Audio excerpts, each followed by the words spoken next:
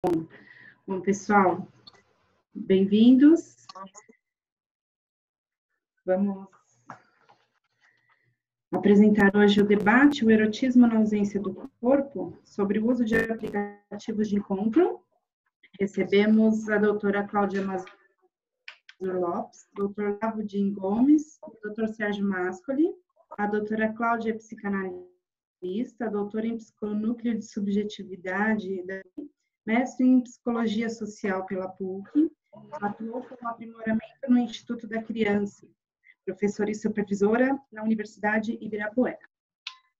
O doutor Gustavo é psicanalista, mestre em Psicologia Clínica pela PUC, membro da Rede Internacional Sandor Ferenczi e do Grupo Brasileiro de Pesquisa Sandor Ferenczi, autor de Budapeste, Viena e Wiesbaden? Wiesbaden. O percurso do pensamento clínico teórico de Sandor Ferenczi. E o Dr. Sérgio Mascoli é psicólogo pela Faculdade Paulistana, filósofo pelo Claretiano Faculdades, mestre em psicologia pela Universidade de São Marcos, psicanalista pelo Centro de Estudos Psicanalíticos, o CEP, sexólogo pela Faculdade de Medicina da USP, formado para o Magistério Superior pela Universidade Paulista. Atua como coordenador, supervisor e professor no curso de formação em psicanálise no CEP, como professor universitário e analista e supervisor em clínica privada. Sejam todos muito bem-vindos. Eu acho que o Sandro vai passar algumas orientações para a gente, tá bom? Obrigada, boa atividade.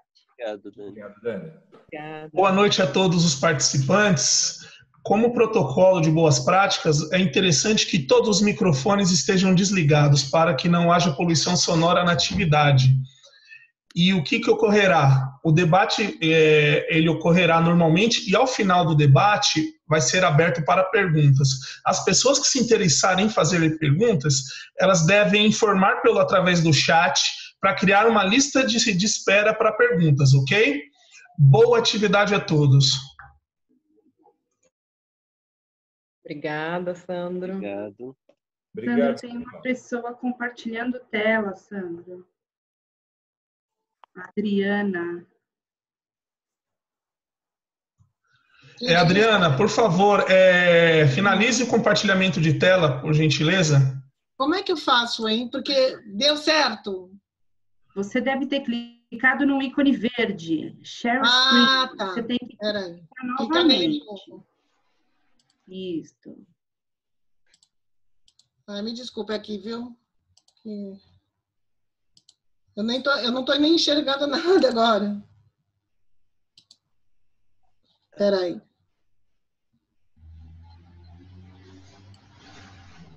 Pronto. Deu certo? Deu, né? Deu. Sim, obrigada. Podemos Imagina, conectar. desculpa. Que é isso? Que é isso? Bem, então, boa noite a todos. A Daniela acabou de fazer a apresentação, mas me chamo Cláudia e, primeiramente, eu quero agradecer ao CEP dessa oportunidade de poder trazer em debate um tema que veio para ficar, os aplicativos de encontro, e ainda coincidiu nesse momento que nós estamos em casa, confinados. Me parece ainda mais oportuno a gente discutir essa questão. Esse tema também para mim é muito caro, porque foi um tema do meu doutorado, que desenvolvi no ano passado, na PUC São Paulo. E eu também estou muito curiosa para saber o que os meus colegas, mas vocês também que estão assistindo, possam dizer um pouco sobre esse universo. Vocês como analistas, curiosos e às vezes também usuários, né, do próprio aplicativo. Então, para que isso seja rico, é importante a participação de todos ou quase todos. Então, vamos lá. Antes de iniciar a minha apresentação em si, eu fiquei um pouco atenta às mídias a respeito do que está se tratando frente aos aplicativos de encontro. Então, eu fui, logo no começo da pandemia, quando a gente já entrou na primeira semana de decreto, eu fui procurar e encontrei em jornais de grande circulação algumas matérias que falam sobre os aplicativos.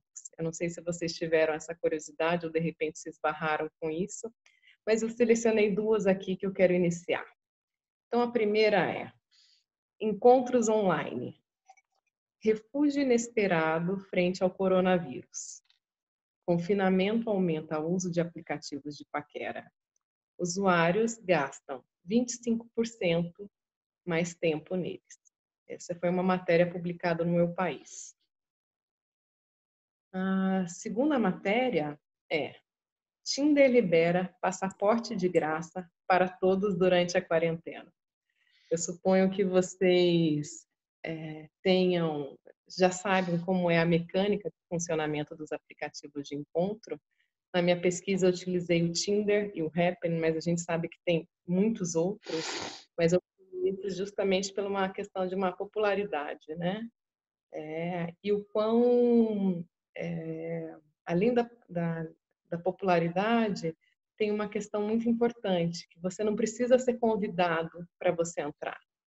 Você entra se você abaixar o próprio aplicativo. E isso que acontece, você tem um maior controle, né? Há vamos dizer, uma maior democracia frente a isso. E eu acho interessante dessas duas matérias que o Tinder, né, quando ele fala que vai liberar o passaporte gratuito, né, é porque hoje ele tem algumas funções que são monetarizadas. Vamos dizer, o Tinder Premium, né?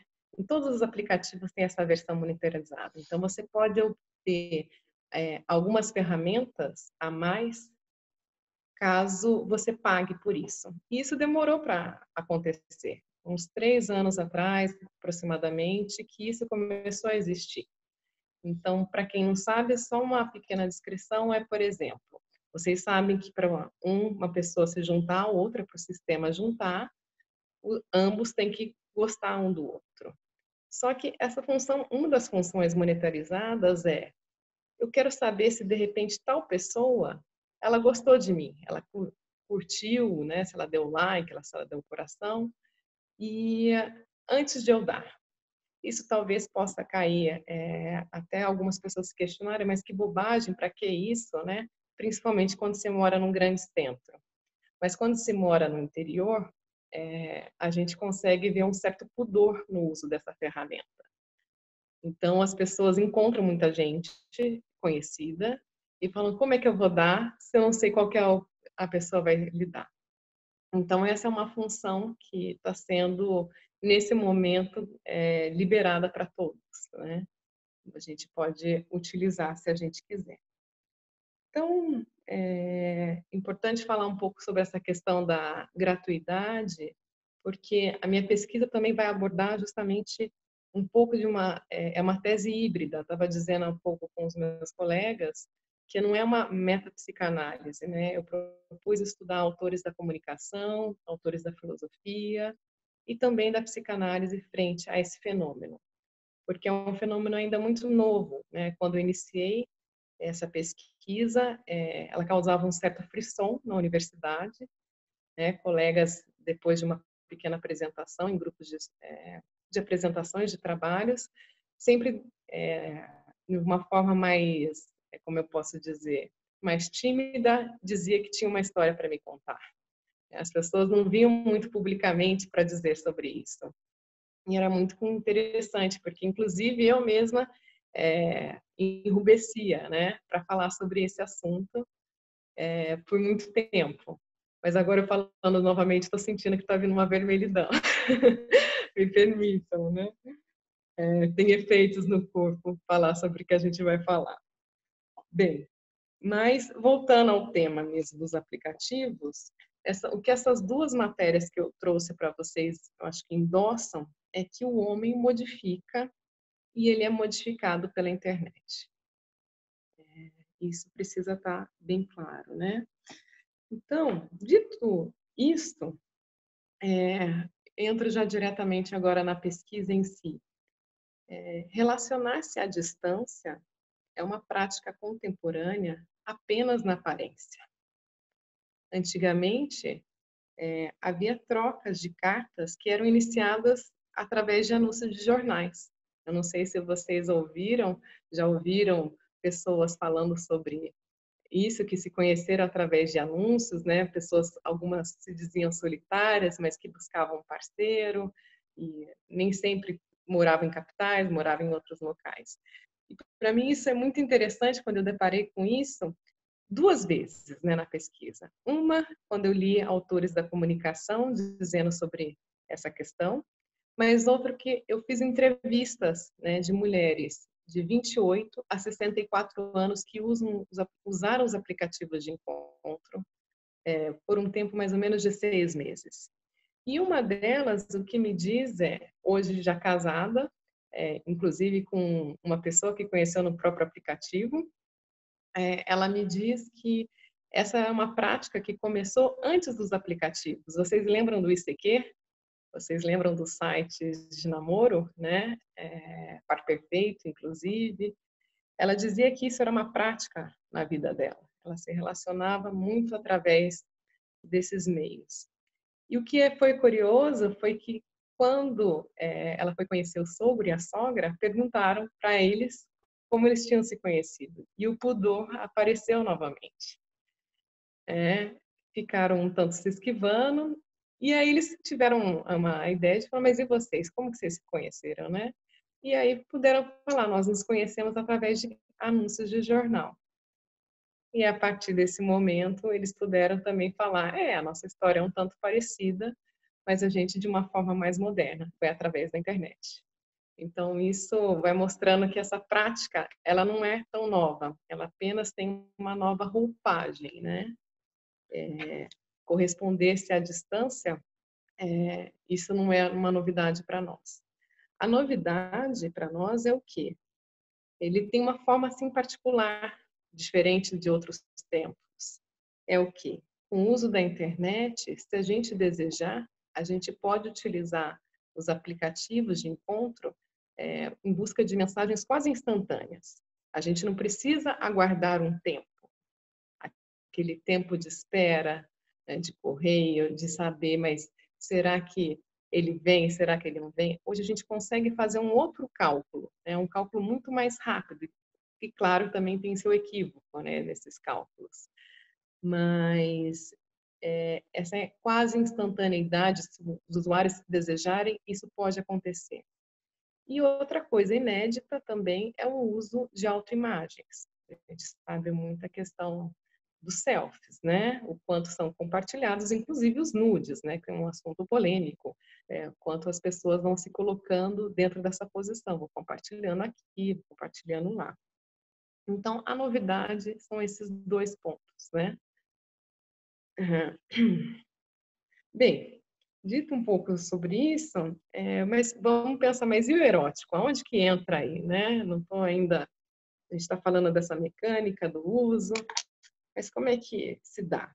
Bem, os autores que eu utilizei na pesquisa o clássico, o Bataille, da filosofia, o erotismo, mas eu também utilizei Luiz Salomé, grande psicanalista, e também um Otávio Paz, que é um diplomata, tem inúmeras definições ali para ele, é uma pessoa múltipla, né, escritor, ensaísta, não sei dizer mais o que.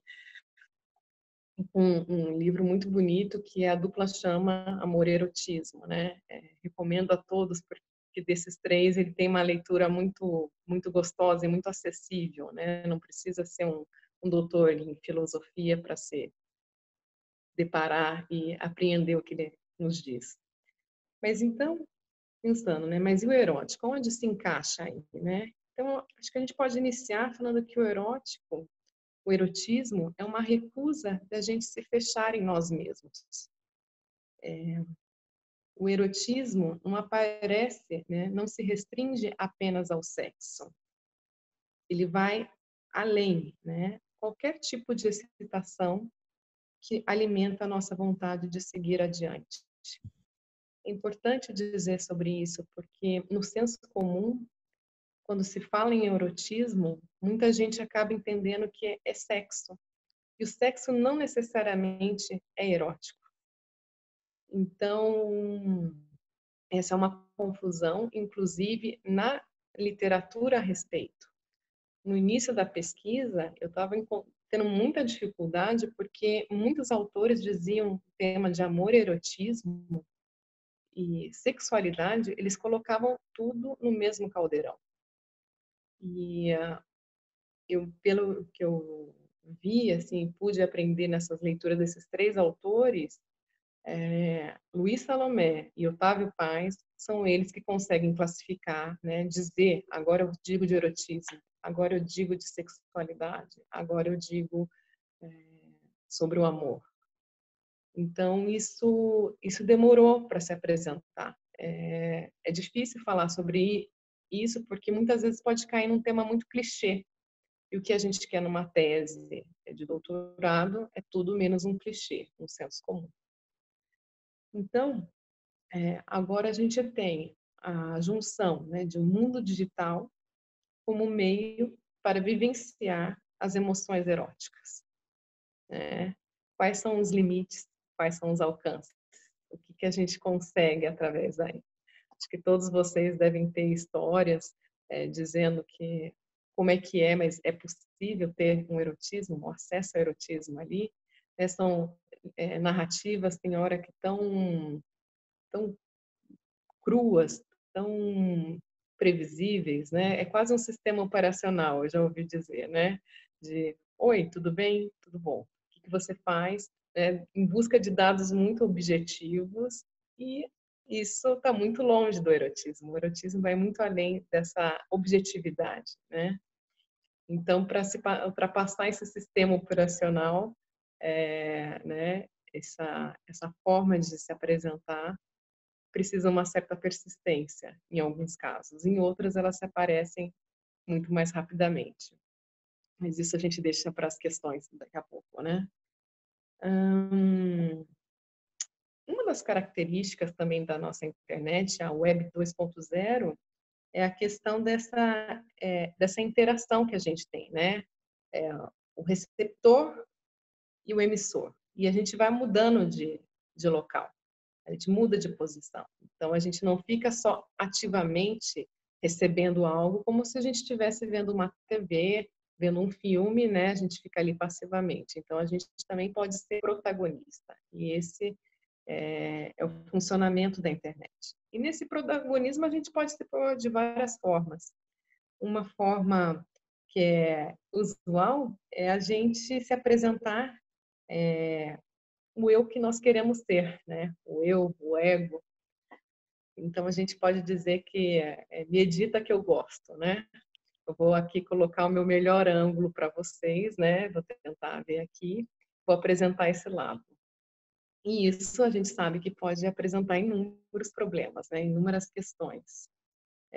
São inúmeros os relatos de pessoas que se desapontam a encontrar presencialmente com aqueles que conheceram na internet. A pessoa mentiu a idade, a pessoa estava toda produzida ali nas fotografias, e olha ali como ela se colocou, né? Isso para todos os sexos, né? Para os homens, para as mulheres, há esse desencontro, né? Então, muitas vezes, porque as pessoas vão editando, vão mostrando esse seu melhor lado, né? E junto desse lado, assim, de mostrar o seu melhor ângulo, é interessante se vocês verem para além da fotografia da pessoa em si, a pessoa, ela coloca, muitas vezes, no entorno dela, objetos que agregam valor. Então, também os homens, né? Os homens colocam muitas vezes um carro ali, um carro mais potente, um carro mais caro. As mulheres vão colocando sinais ali de uma sexualidade, algo mais evidente, vai mostrando as curvas. E isso é uma dinâmica que muitas vezes se repete. Há uma certa hegemonia nas fotografias que são apresentadas, né? Diferentemente, dificilmente a gente não encontra algo que foge um pouco disso. As mulheres, muitas vezes, por se preocuparem mais com a questão da autoimagem, elas tentam reproduzir muitas vezes a estética hegemônica, né, da grande mídia, e elas se preocupam mais com isso. Os homens nem tanto, a não ser se você entrar nos aplicativos homossexuais, aí você vê isso mais presente, mas quando é um público heterossexual, os homens nem sempre também estão preocupados tanto com a autoimagem assim. Às vezes muito mais com os objetos que agregam valor, né? Bem, então falando um pouco sobre essa questão, deixa eu aqui pegar a minha folha para me orientar. Eu fiz as entrevistas que eu utilizei, que eu fiz durante o doutorado, eu fui fazendo alguns pequenos recortes que eu vou trazer alguns deles aqui para vocês, que eu acho bem emblemáticos e pode ajudar a gente a pensar. Então, vamos lá. Uma delas diz o seguinte, bem, você tem fotos lá no aplicativo e aí você sai com uma pessoa. Talvez ela esteja esperando uma coisa. Eu tinha muita insegurança quando ia conhecer pessoalmente alguém. Se a pessoa ia ficar satisfeita com aquilo que eu estava apresentando. Embora eu não estivesse preocupada se a pessoa ia ser aquilo que eu apresentava, minha preocupação era outra. Era tipo se eu ia estar à altura daquilo que a pessoa imaginou de mim. Essa insegurança, eu pensei que já tinha superado. Mas com o uso do aplicativo, ela retornou. Tem uma série de meandros que a gente pode analisar dentro desse pequeno recorte, né? Essa questão do recalque, né? Eu achei que tinha superado, mas ela retornou, né? Enquanto que o aplicativo apenas reatualizou uma questão dela de como é ser olhado por outro, né? Quando eu não entro no olhar de objeto de desejo do outro, como eu me coloco aqui? Mas eu quero destacar também, né, essa preocupação com a autoimagem, né? Esse recorte nos mostra o quão submisso nós somos às imagens, né? Lacan nos apresenta a ideia de que o sujeito só reconhece seu corpo pelo olhar do outro. Bem, então a gente costuma muitas vezes acreditar inclusive nas imagens, né? Nas imagens, nos textos apresentados, né? E a gente cria uma expectativa de encontro, no encontro, né? Só que no encontro presencial acontece algo, o nosso mais íntimo escapa. A gente não consegue ocultar aquilo que nos compõe e também que nos amedronta. Porque a gente não é só legalzinho, a gente não é só bonitinho. A gente tem um lado que a gente não quer mostrar por aí. E isso não amedronta só o outro. Amedronta a nós também. E bem, voltando à questão das fotografias, da autoimagem, né, a gente vai observando também que há uma racionalidade, né, nisso tudo, né? Há uma propaganda de si mesmo, que fica muitas vezes enfadonha. São inúmeras as fotografias que a gente vê. E fica muito cansativo realmente ver aquela quantidade de pessoas, aquele volume todo. E nas fotografias, nos aplicativos, né, inclusive a gente aqui aprendendo um com o outro, os dados sensíveis, né, eles ficam de fora. E como que a gente apreende o outro? A gente apreende o outro não só pelo que ele tem a dizer cognitivamente, ou qual é o perfil econômico dele, qual é a idade dele, qual é a estatura dele. A gente apreende o outro através de dados sensíveis, que é a troca de olhar, o cheiro, o gesto, o tom de voz, a forma como se coloca. E quando a gente está nessas interações do aplicativo, isso fica de fora. É claro que a gente vai tendo sempre uma migração, né? Começa do aplicativo, vai para o WhatsApp, do WhatsApp vai para as mensagens de voz, as mensagens de voz pode ir para o telefone e depois pode ser um encontro presencial. Mas às vezes não, às vezes a pessoa faz direto, né? De uma simples conversa, uma simples escrita, já vai direto para o encontro. A chance do desencontro eu suponho que seja muito maior. Bem, dito isto, eu fico pensando, eu não, né? Mas tem uma pensadora, uma psicóloga americana que estuda a internet, que chama Sherry Turkle. Oi? Tá sem som? Eu ouvi aí alguém dizendo que tá sem som, tá? Ou posso seguir? Pode seguir, doutora. Tá bom. Então, a Sherry Turkle, ela vai falando que as tecnologias, elas higienizam as relações humanas. É forte isso, né? Ela diz que as relações humanas, elas são exigentes, ricas e confusas, né? Mas através da internet, das redes sociais, elas são limpadas tecnologicamente. Então, o que ela vai dizer é que é uma visão talvez um tanto pessimista, mas aí eu acho que cada um pode fazer essa leitura, é que ela diz que estamos desenvolvendo cada vez mais tecnologias que nos oferecem a ilusão de companheirismo, sem, contudo, as exigências de uma relação, seja ela qual for, porque receamos de uma intimidade desaceada. É forte, mas eu acho também muito oportuno essa fala dela.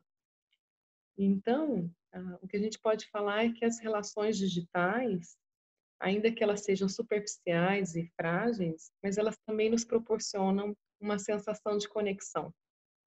E é essa sensação de conexão que faz com que tenha milhares ou milhões, agora eu não me recordo mais o número de usuários dos aplicativos de encontro. Mas é um número muito grande. E aí eu tenho também uma fala de uma outra entrevistada falando sobre os aplicativos. Vamos a ela, né? Ela diz: acho os aplicativos um facilitador, porque acaba realmente conhecendo mais gente e se aproximando de mais pessoas. Mas eu não sei se eu vou conseguir fazer um bom uso do aplicativo, porque eu acho que te dá uma falsa impressão que se não for aquele, tem outro melhor. Volume, ou melhor, o falso volume, de que se não for aquele, tem alguém mais interessante. Um paradoxo. Quando eu ouvi isso dessa entrevistada, eu falei, é um presente ouvir isso, porque já é uma análise do próprio uso do aplicativo, né?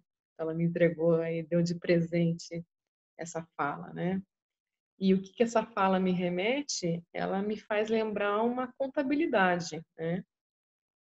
Diante da primeira dificuldade que um usuário tem, né? Ele se retira de cena e busca uma outra pessoa, né? Uma das queixas também muito presente é justamente que as conversas param de acontecer em determinado momento.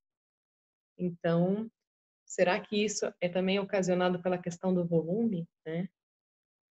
Então, o que os aplicativos fazem na prática é estimular os usuários a cumprir metas de encontro.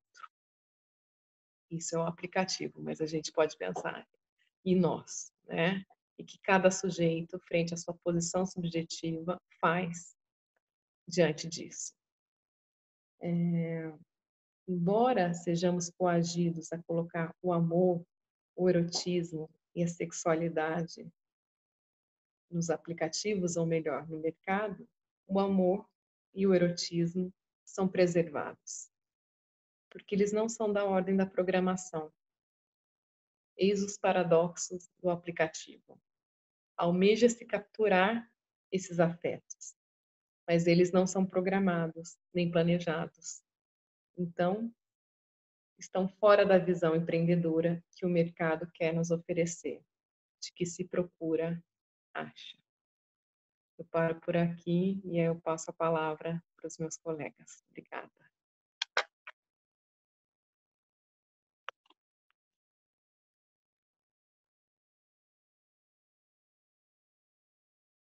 Boa noite, pessoal. Agora é comigo. Estão me ouvindo direitinho? Beleza.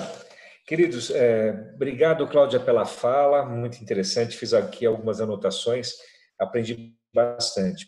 Pessoal, primeiro, boa noite a todos, né? Obrigado ao CEP por essa oportunidade de a gente poder estar falando desse tema. É um tema que eu gosto bastante, enfim, que dentro da psicanálise a gente pode abrir bastante, explanar bastante, né? Dentro da minha metodologia de trabalho, eu costumo, isso eu acho que herdei da filosofia, é a questão de destrinchar as coisas para poder compreender parte a parte de tudo que a gente vai falar. E eu vou fazer isso a partir do tema desse nosso debate, que é uma pergunta. O erotismo na ausência do corpo, ou seja, não é uma afirmação, é uma pergunta. E a gente da filosofia adora perguntas e da psicanálise muito mais ainda, né? Então, há um erotismo na ausência do corpo, né? Uma pergunta. E depois vem um sobressalente que diz sobre o uso dos aplicativos de encontro. Então, essas duas questões divididas na minha mente me levam a considerar algumas coisas que eu quero compartilhar com vocês. Primeiro, a questão do corpo erotizado. Esse corpo erotizado é um corpo que começa a receber a erotização na vida infantil, na vida de bebezinho, muito precoce. A gente vê isso com a Françoise Doutot, né? A questão das crianças, dos bebês. A gente vê isso com Spitz, né? Que ele vai falando da erotização do corpo. E justamente o sentido de erotização do corpo desse bebê que a gente vai estender, passar para todo o resto da nossa vida, depende justamente daquele velho binômio, prazer e desprazer, né? Na verdade, desprazer. E depois o prazer. A Cláudia deixou bem claro na fala dela que o erotismo é uma produção sensorial dos órgãos de sentido. E depende de como a gente investe esses órgãos de sentido ou como alguém faz com que a gente seja investido por eles. Então, me põe aqui uma criança recém-nascida com fome. Ela vai chorar e aí ela vai ser recompensada pela amamentação e ela vai descobrir, entender que, puxa, que bom, sou amamentada, o meu desprazer, algo que me aniquilava, está desaparecendo. Então, a criança começa a desenvolver uma sensação de descobrir o prazer diante de um desprazer, ou seja, a falta, a ausência vai promover nessa criança o conforto, a gratificação e o prazer voltado aos órgãos sensoriais, visão, olfato, tato, paladar, audição. Então, esse conjunto sensorial vai começar a ditar na criança o que ela vai ter de sensações com a sua erotização corporal. Quando Spitz fala que a partir do terceiro mês a criança desenvolve um ego rudimentar, ela já começa a conectar essas sensações corporais ao mundo psíquico. Ela começa a entender, ela começa minimamente, muito rudimentarmente, mas o rudimentar ainda está em nós, é importante pontuar isso. Dentro da psicanálise nada se perde, tudo vai se desenvolvendo a partir desse ponto. Então, nesse ego rudimentar, essa criança vai começar, então, a conectar as de ordem psicológica, de ordens psíquicas.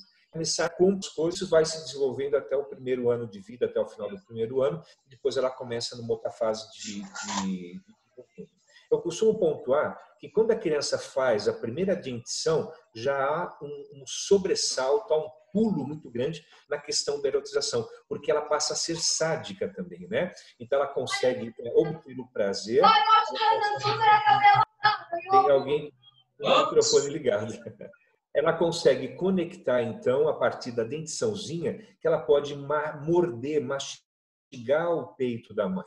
Então, o sadomasoquismo está aí desenvolvido, talvez, nessa parte. É onde eu quero também desenvolver o assunto.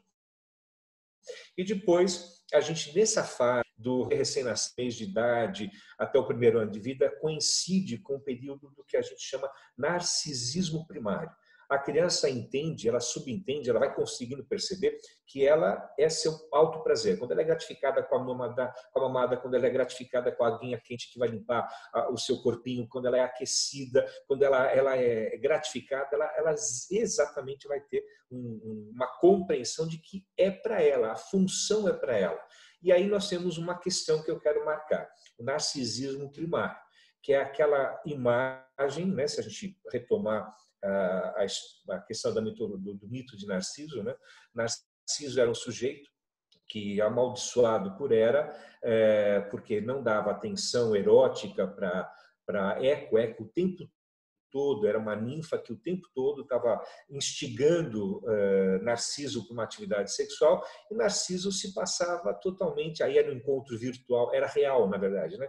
E ali ele não dava atenção, e reclamando muito para Hera então decide amaldiçoar Eco. Eco então só repetiria as últimas palavras de Narciso, e Narciso também foi amaldiçoado, que quando ele olhasse a imagem dele em qualquer lugar, ele teria um alto amor, um apaixonamento pessoal. E foi exatamente o que aconteceu. Quando ele olha o espelho de água, ele se vê naquele espelho de água. Óbvio, isso é uma projeção, não é ele no real, é ele no mundo das ideias. E conforme ele falava com a imagem de água, a imagem retribuía o som que a Eco reproduzia para ele. Então, genialmente, Freud pega esse mito e traz para a gente e nos coloca uma condição de que nós temos questões narcísicas de ordem primária que vai sempre chegar na gente, vai sempre bater na gente, vai sempre nos convidar para um alto amor, um alto erotismo, algo que eu me gratifico a mim mesmo, eu sou meu objeto, eu desejo, mas também sou o meu próprio desejo de objeto. Como nesse caso era uma coisa não real, ou seja, não havia um ser ali, não havia uma pessoa ali, essa virtualidade da relação de Narciso com a água o leva à inanição, a inanição o leva à morte, e levando à morte, então, a gente deduz que o alto amor, dessa forma, ele vai ser extremamente nocivo, porque ele geralmente pode gerar a própria morte. Não só de si próprio, mas também do objeto que ele espelha, viu, pessoal? Isso também acaba acontecendo, infelizmente, em pessoas que têm um narcisismo primário não evoluído para o secundário, e nós podemos encontrar aí o lugar, o locus, onde podem ocorrer muitos problemas de ordem psíquica na vida das pessoas, e a gente pode encontrar isso nesse dual muito relacional de homens e mulheres, ou de homens e homens, ou mulheres e mulheres, que se machucam, se matam, se destroem justamente por causa dessa questão. Então, nessa fase toda, a gente encontra a constituição de um erotismo. Só que, desenvolvendo essa questão do erotismo, indo um pouco mais para frente, a gente vai encontrar que o erotismo, como a Cláudia deixou muito claro na fala dela, que o erotismo tem a ver com os órgãos de sentido. Esses órgãos de sentido, olhar, o fato, como já me coloquei, pode surgir em algum momento na fase genital, na fase de evolução da puberdade, em que haja uma inversão, ou seja, uma pessoa pode acabar escolhendo como objeto erótico algo que não seja do tradicional, que a gente poderia falar. Pode se interessar por fezes, pode se interessar pela dor, pode se interessar por animais, pode se interessar por objetos, e eles vão acabar praticando, contendo uma vida erótica a partir disso. E aí é um outro ponto. Dentro da internet, é uma colocação, esses grupos acabam acontecendo. Então, os froteiristas, os exibicionistas, enfim, as pessoas das mais oriundas formas de desejo ou de erotismo acabam se encontrando justamente nesse meio virtual, e a partir então deles acaba se desenvolvendo relacionamentos, intimidades e fantasias no mundo real. E lembrando também a segunda parte, né, da nossa questão, que é sobre o uso dos aplicativos do encontro, e aí eu quero chegar no lugar que eu pretendo estar falando, que a partir desse conjunto de entender o que é erotismo, tá? O erotismo envolvido em mim, envolvido na outra pessoa, envolvido nos seres humanos de uma forma geral, que nem sempre está dentro daquele padrão, como a Cláudia também falou, do prazer, da sexualidade, do amor, da libido, tá? Nem sempre é isso. de fato, a Cláudia, quando falou, concordo com ela, e foi muito bacana a fala dela, porque a gente pode entender que erotismo é um pouquinho de tudo isso, que a gente tem que definir o erotismo. Erotismo sexual, erotismo amoroso, erotismo libidinal. Que forma de erotismo é esse? Acho que é um convite para nós, psicanalistas, e pensarmos nessa questão de que tipo de erotismo nós estamos falando, fugindo da marca, né, de que só é sexualidade, ou seja, penetrações, toques físicos para gratificação sexual. E aí, então, na ausência de um outro corpo, ou se a pessoa estiver muito envolvida dentro da sua capacidade de não interagir com o outro, pensando, estou aqui ainda pensando na ideia de Narciso com Eco, né? Que o encontro não é possível e que entre a fala, eco, é aquilo que fica reverberando no mundo mental de alguém, e da imagem especular que alguém encontra de si próprio em algum lugar, que a imaginação, as falas de si próprio, as autorreferências de si próprio, ainda mais as próprias imagens, pode levá-lo a essa condição de a gente pensar numa relação virtual. Eu gosto de trabalhar, isso vem da hermenêutica, também trago isso da filosofia, a questão do que é virtual. A palavra virtual vem do latim, que significa capacidade para. Alguém tem uma capacidade para. Então, é algo de potência, algo de força, mas que implica que nem sempre essa capacidade ela vai ser executada. Ela vai ter uma eficiência, ela vai ter um bom resultado. Ela nem sempre vai ser complementar. Ele pode ter a capacidade de não chegar lá.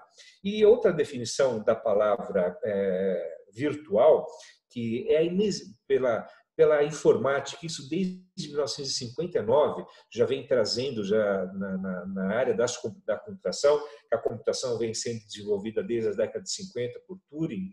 Então, a gente vai encontrando que, por uma definição da própria informática, né, que é a inexistência física, ou seja, não existe a materialidade do corpo, é uma inexistência física, mas que se faz aparecer, ganha aparência por meio de software, ou seja, a partir do programa.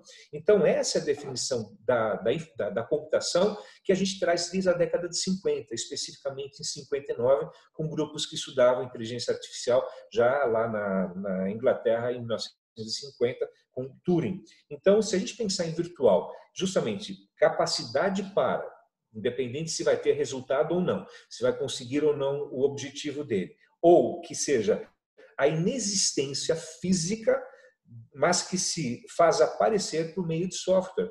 E é muito que a gente acaba vendo por essa tela de computador, smartphone, do tablet, né? Então, há uma impossibilidade ou um delay entre o que eu vejo, o que eu imagino e o que eu, de fato, estou querendo virtualmente. E aí, então, é que eu quero trazer a questão de pensar no aplicativo.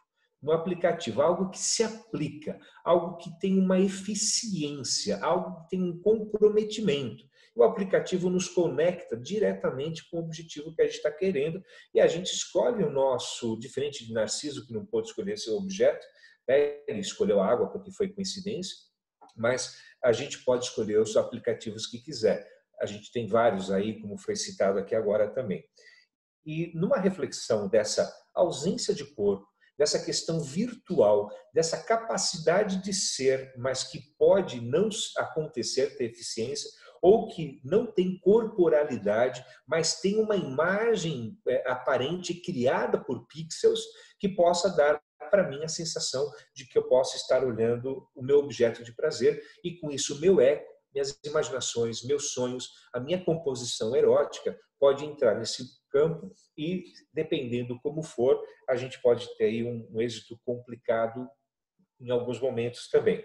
Então, na minha leitura, da minha contribuição para esse debate, é que, de fato, a tela do computador, a tela do smartphone, a tela dos nossos tablets representam o espelho de água de Narciso.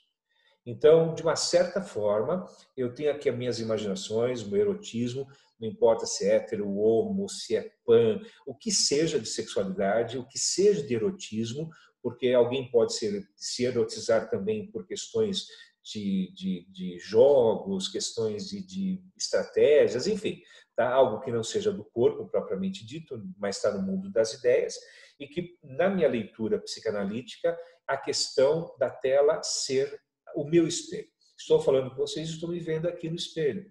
E esse espelho, que não estaria acontecendo se essa aula não fosse online, se esse debate não fosse online, melhor dizendo, a gente estaria presencialmente.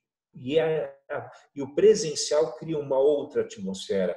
Nós temos hormônios, a ocitocina, um deles, que propicia, a partir da relação humana, esse tipo de convivência. E, por virtualidade, isso acaba sempre sendo... Eu tenho que ativar uma área da imaginação, do imago, para poder ter essa complementação, ter essa sensação.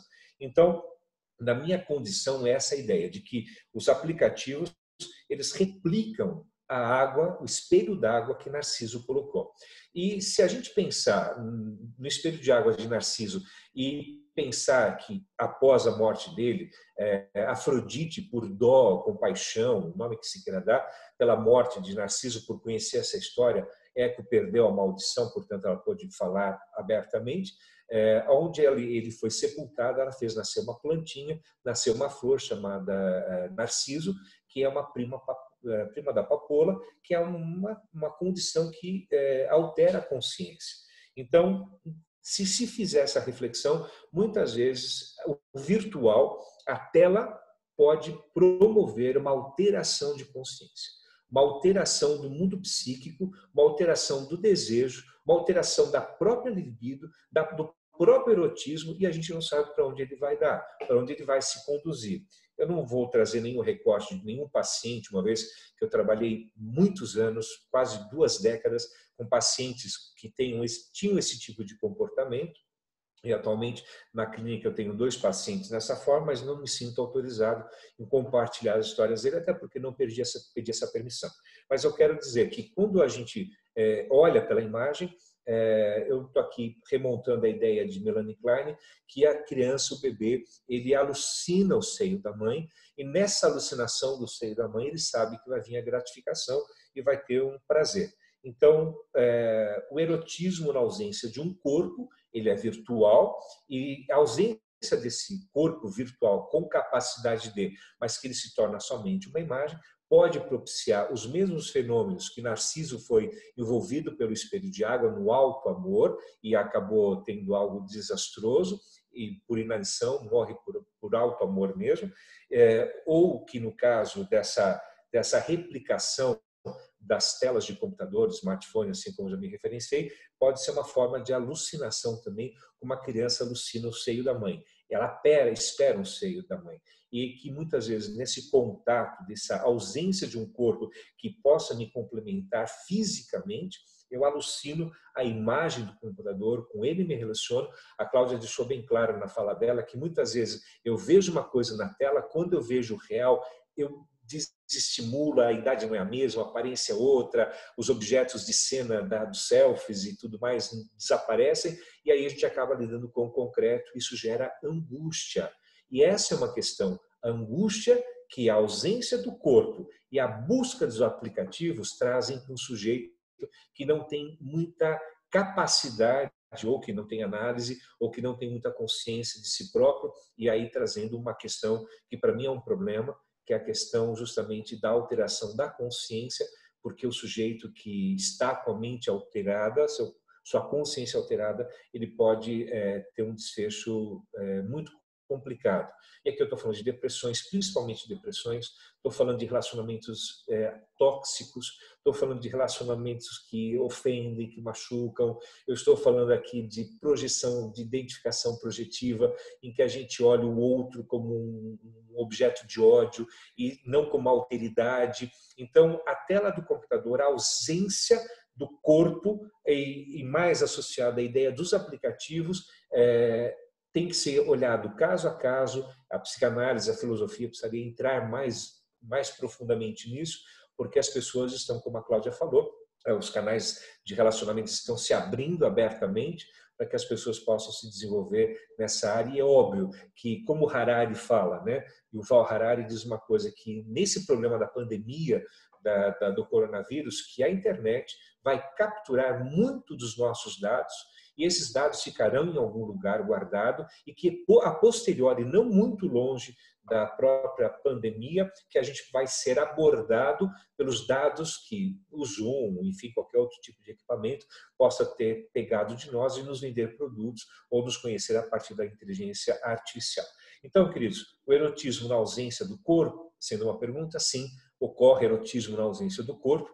Esse erotismo se dá no campo do virtual. O virtual é capacidade de ter alguma coisa ou não, tá? Se tem, gratifica ou não, se frustra, ou se não tem, fica uma demanda faltante o tempo todo e a eco fica ruminando pensamentos. Isso pode promover sensações muito complicados e, de fato, não há erotismo sem corpo, tá, pessoal?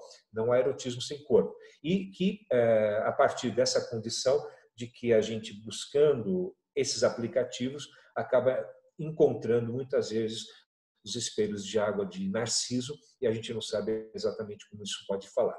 Isso vem de caso a caso, de paciente a paciente, mas é uma demanda que a gente tem que conversar bastante. Termino por aqui, passo para o Gustavo. Um abraço a todos vocês e obrigado pela participação.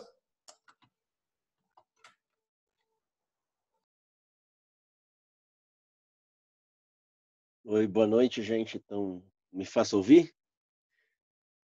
Ah, legal, Sérgio. Obrigado.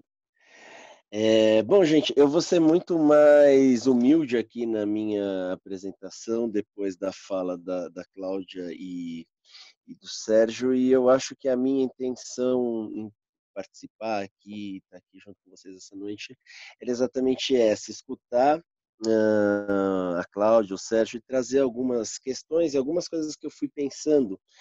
Algumas coisas que eu fui pensando, inclusive, a partir do convite para estar aqui com vocês essa noite, né? Quer dizer, que tipo de ideia, né, eu poderia trazer, ou de acréscimo, né, para esse debate, né? A Cláudia tem uma tese centrada no assunto, né, do erotismo e dos aplicativos, uma tese muito enxuta, muito interessante, muito bem escrita, que ela apresentou sinteticamente, vale muito a pena vocês lerem, dá para baixar na internet, enfim. Quando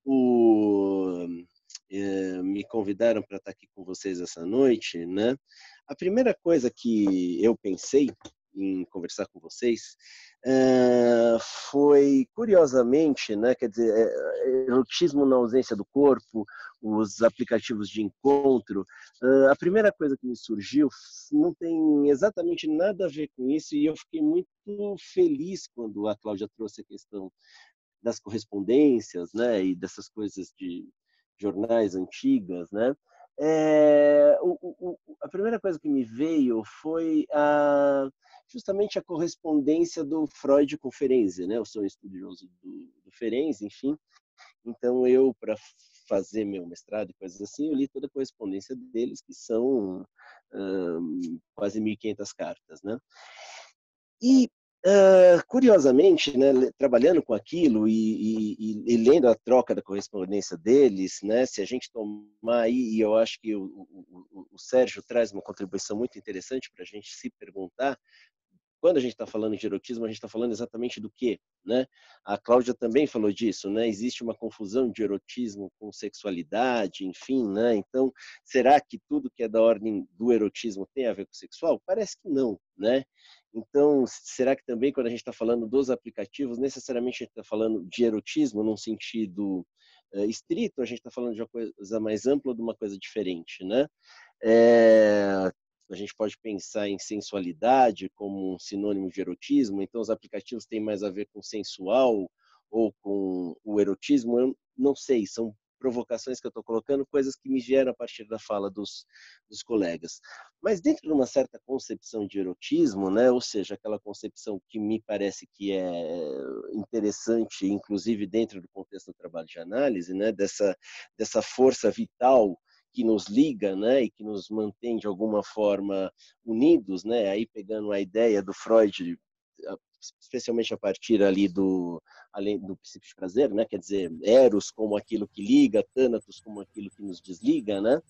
Então existe, né, um erotismo muito forte na correspondência entre o Freud e o Ferenczi, um erotismo, né, que é tão forte que possibilita justamente que se desenvolva uma transferência e que aquilo ali se torne, de certa maneira, um trabalho de análise, nada muito diferente do que o que houve com o Freud com o Fliess, onde a análise do Freud foi meio feita nas trocas de carta que ele fez com o Fliess, né? Então, quer dizer, desde antes dos aplicativos, dos computadores e de coisas assim, me parece que é válido a gente pensar que existe um erotismo na ausência de um corpo, né?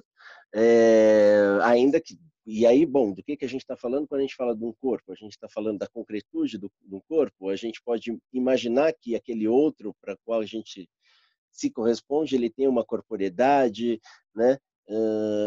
É uma corporeidade que me responde, enfim, né? Qual a dimensão e a relevância disso, né? Então, essa foi a primeira coisa que me veio quando surgiu a ideia desse debate, né? Então, essa correspondência que é tão rica e tão erótica no sentido que o Freud nos propõe ali, me parece além do princípio do prazer, né? Algo que vincula, algo que é intenso, algo que se mantém no caso do Freud e do Ferenczi, por 25 anos, atravessando os piores momentos, atravessando as situações mais desagradáveis que eles poderiam ter, de desacordos, atravessando guerra, todas as intempéries que a gente poderia supor, né? Mas é alguma coisa que se sustenta ali de uma maneira muito interessante, muito potencializadora, porque acho que esse é um outro caráter interessante pensando no erotismo, né? O erotismo da troca de cartas do Freud com o Ferenczi foi um potencializador da criatividade ali dos dois, né? Isso foi a primeira coisa que me inspirou assim, me fez pensar, né? Quer dizer, será que em que medida a gente está diante de alguma coisa nova, efetivamente, né? Essa foi a primeira coisa. Bom, aí isso já introduziu aí ao segundo tema que eu achei interessante e que a Cláudia e o Sérgio abordaram, né? Quer dizer, erotismo é equivalente a, né? Esses aplicativos, eles são aplicativos de encontro, eles são impulsionados pelo erotismo, eles são impulsionados pelo sexual, se a gente tomar o sexual como uma parcela do erotismo, qual o lugar da sensualidade nisso, né? Da sedução nisso, né? Quer dizer, sensualidade e erotismo, em que medida eles são sinônimos, em que medidas não. A sedução, ela é uma parte necessária do erotismo, né? Quer dizer, esses aplicativos, eles têm a sedução vem a origem etimológica dela tem a ver com desvio, com engano, né? O sedutor, ele engana, né? Ele tira você de uma certa linha e coloca você numa direção oblíqua com relação a um certo caminho inicial. Então, me fez pensar nisso também, né? Qual a dimensão do erotismo que a gente está trabalhando quando a gente está trabalhando nesses aplicativos? É uma dimensão amorosa, né? É uma dimensão eminentemente sexual, é uma dimensão sensual, né? Achei muito interessante a colocação que a Cláudia fez de que há sexo sem erotismo, né? É uma das coisas que as pessoas se queixam com relação à pornografia, por exemplo, né? E tem diretoras, né, que são especializadas, por exemplo, em fazer filmes eróticos para mulheres, porque elas supõem que a maneira como uma mulher vai se encantar pela sexualidade é diferente da maneira masculina, enfim, né? Então, isso foi uma outra coisa que me foi muito interessante assim na fala da Cláudia, com a questão também que o Sérgio colocou bom, vamos pensar, né, a partir dessa percepção filosófica da gente hermenêutica, de se aproximar dos termos e tentar descobrir ali possibilidades dentro deles, né? Aí, acho que tem uma outra coisa que me é muito interessante quando eu penso na questão dos aplicativos, né? Que é uma relação, mas aí eu acho que não é uma coisa que vale só para os aplicativos, né? É uma coisa que vale para os instrumentos tecnológicos em geral, me parece, né? De certa maneira, né, a gente pode pensar, né, que grande parte dos instrumentos de tecnologia que a gente tem são potencializadores, né? Isso é uma base ali do pensamento do McLuhan, né? Que é um autor que a Cláudia cita, né? Quer dizer, de que eles são extensões, né? De potenciais humanos, né? Então, quer dizer, a gente anda de barco porque a gente não consegue atravessar um continente nadando. A gente consegue uma certa distância, né? Mas uma distância maior é impossível, né? A gente anda de carro porque a gente precisa, a partir de uma certa distância ou alguma coisa que nos leve mais longe, enfim, né? E aí o McLuhan vai falar da televisão como a dimensão do nosso olhar e uma série de coisas assim, né? Então, de certa maneira, e eu acho isso uma provocação interessante, né? Quer dizer, os aplicativos, eles potencializam alguma coisa que, na medida em que também é potencializada, a gente pode se perder nessa potencialidade, né? É como se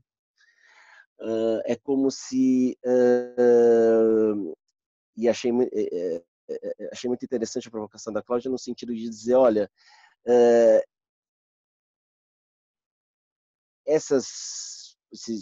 as empresas que, né, anunciam e promovem os aplicativos, eles querem supor que o desejo tem um objeto, né? E que você vai encontrar alguma coisa que termine com a tua procura.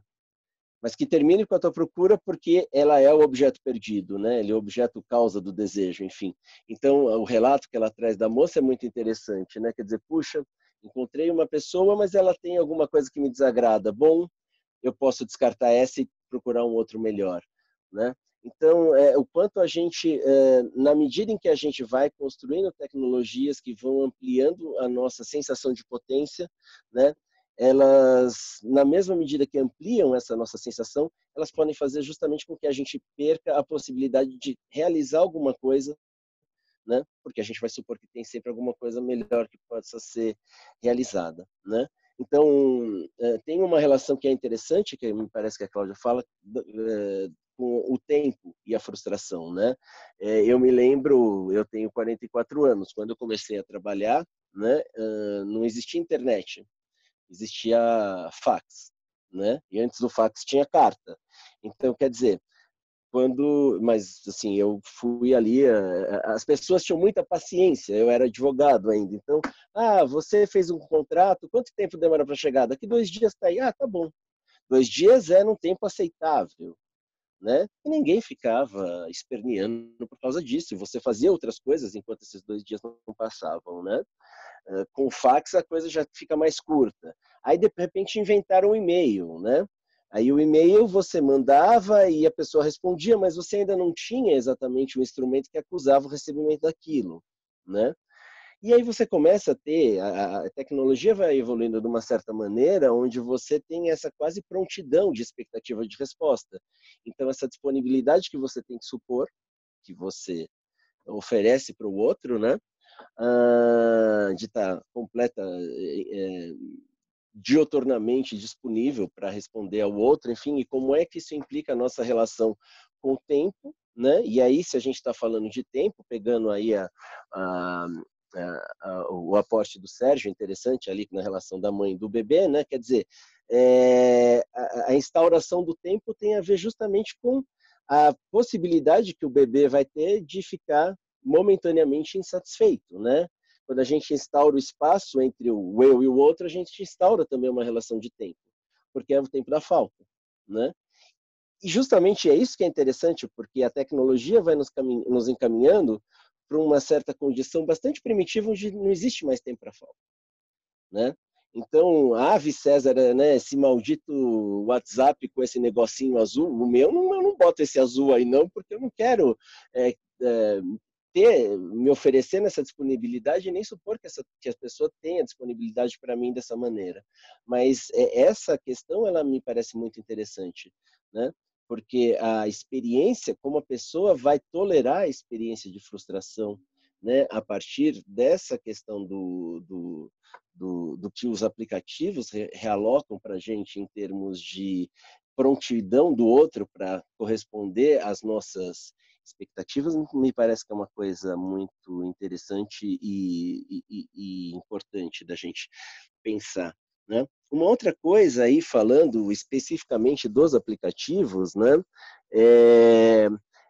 Que a Cláudia não abordou esse ponto, mas ela tem uma passagem ali na tese dela que é muito interessante, que ela traz, né, uma certa diferenciação ali de quando as coisas se davam por cartas. Então é um poema muito bonito que o cara escreve com um certo erotismo para uma mulher, tal, né? Então me parece que a gente, né, eu estava brincando com a Cláudia, falando, olha, se você quiser história, eu tenho muita história, porque eu tenho internet desde os 17 anos, eu tenho 44, né, eu tenho internet desde 93 e antes, assim, quando você tinha BBS, não sei se alguns de vocês se lembram do que é isso, né?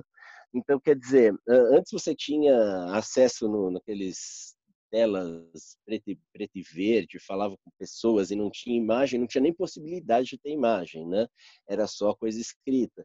Aí você passa depois para e-mail, aí depois você tem o ICQ, que já tem essa coisa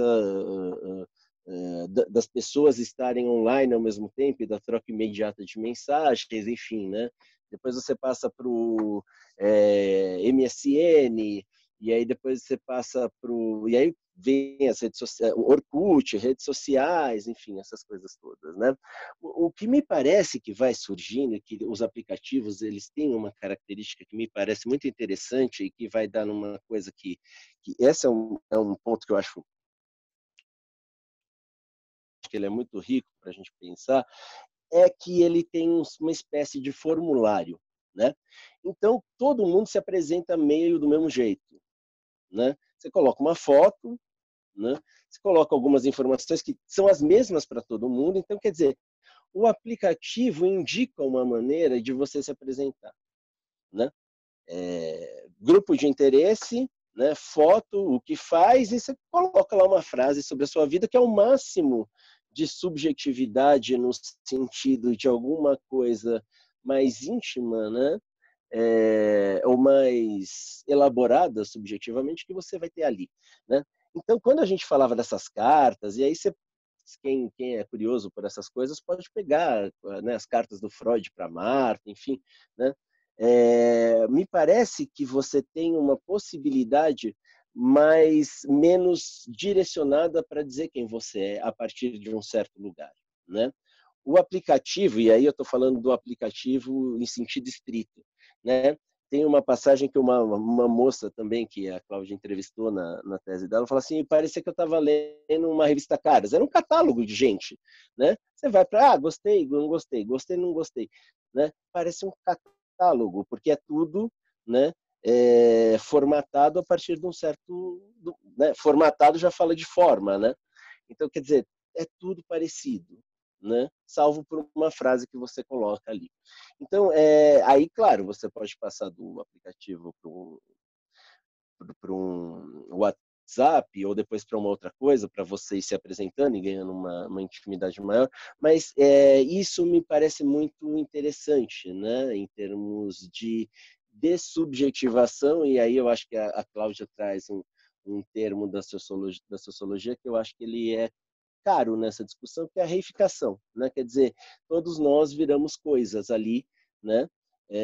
Temos uma forma semelhante e podemos ser consumidos ou não consumidos dentro de uma ética de mercado onde somos produtos ali e não tem muita identidade própria possível dentro de alguma coisa que está pré-formatada para ser apresentada de um jeito ou de outro, né?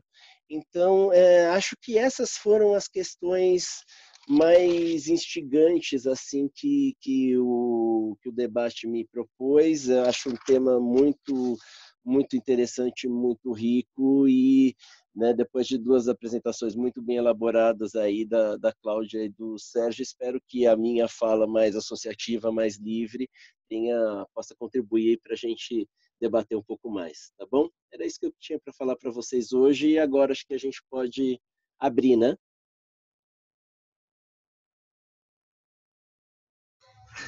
Bom, pessoal, O que eu faço agora? Vou ficar aqui olhando?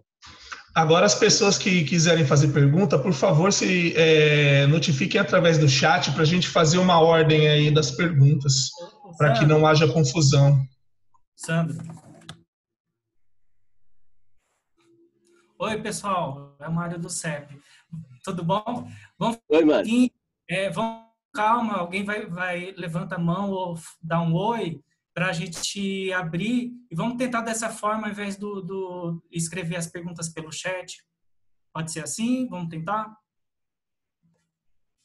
Vamos lá, então. Quem vai perguntar?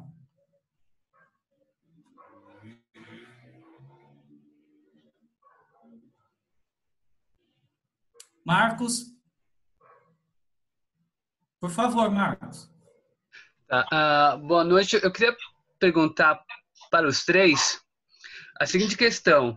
Se eu tenho o virtual e o presencial como a possibilidade de provocar sensações no corpo, esse erotismo, promovido ou não, estando dentro ou não dos aplicativos, que espaço ele vai ocupar dentro do algoritmo desses aplicativos? Como ele colocou, tem uma tabela, é um jeito de todo mundo se responder.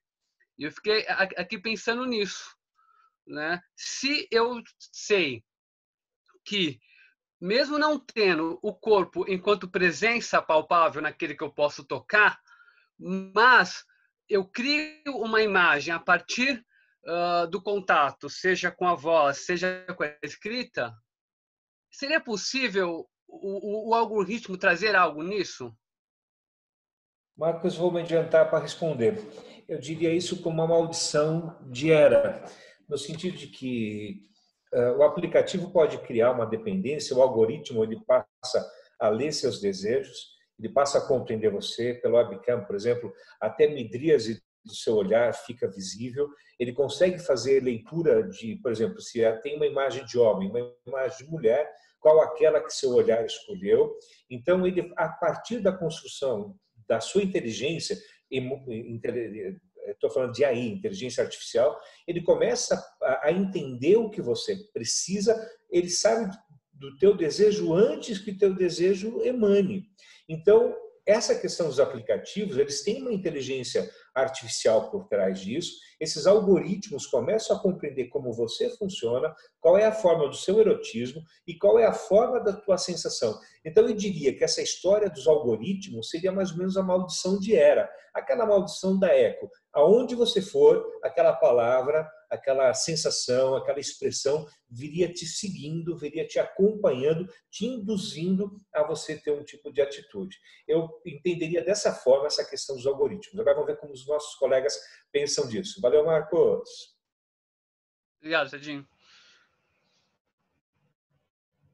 Marcos, eu não sei se eu consigo te responder isso, porque eu nunca tinha pensado no algoritmos, nos aplicativos. Eu sei que dos algoritmos nas redes sociais como um todo, né?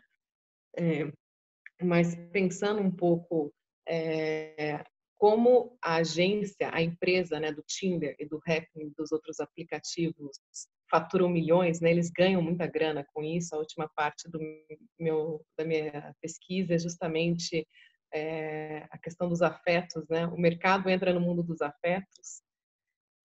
A gente pode dizer assim que eles estão detalhando uma série de coisas. O sucesso dos aplicativos é porque é muito fácil você entrar. Você não precisa ser nenhuma pessoa com uma inteligência especializada para você utilizar o aplicativo. Então, ele tem uma certa ludicidade, inclusive. E quando você sai do aplicativo, eu não sei como é que está agora, né? Agora eu não me deparei nisso, seria interessante rever. Mas eles perguntam o motivo por que você está saindo do seu aplicativo. Você encontrou uma pessoa? Você está namorando? Você não achou interessante? E aí eles vão, de certa forma, parametrizando, né? Eles vão buscando entender e talvez também até aperfeiçoar o próprio aplicativo para que haja, que não tenha mais saídas, né, de usuários e que esse usuário possa vir a retornar ao aplicativo. Então, eles são muito espertos nisso, né? Eles têm eles fazem essa leitura justamente para aperfeiçoar e para saber melhor como que os usuários vão poder melhor utilizar a plataforma e ter um poder, claro, muito maior, né, sobre nós. Acho que eu consigo responder a isso. Obrigado. Bom, eu só vou fazer um acréscimo ao que o Sérgio falou, eu concordo com ele, né? E aí o que eu gostaria de dizer, talvez, né, é que na medida em que o aplicativo ele consegue antecipar o nosso desejo, né? O quanto o nosso desejo continua sendo um desejo erótico, né? No sentido criativo e potencializador das coisas, né? Porque se ele antecipa o nosso desejo a partir daquilo que ele preconcebe como a nossa expectativa, cada vez menos a gente vai poder, né, surgir algo novo, porque a gente vai estar sempre, né, andando atrás da mesma coisa. Então, isso me parece alguma coisa que esvazia a nossa potencialidade erótica, né? E torna a coisa bastante mecânica, né? Num certo... É mais mortífero do que erótico, me parece. Né?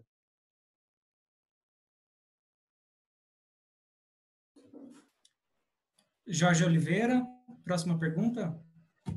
Olá a todos. Eu gostaria de saber se estão me ouvindo. Estamos sim. Sim? Estou ouvindo.